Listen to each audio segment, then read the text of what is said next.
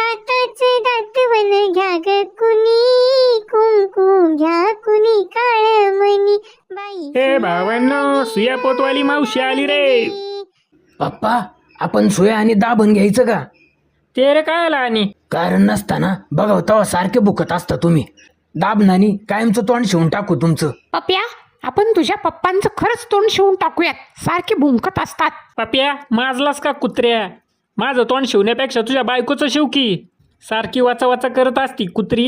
चकण्या डोळ्यांच्या राधाबाई, बया, मला चकण्या डोळ्याची म्हणाली काय ही?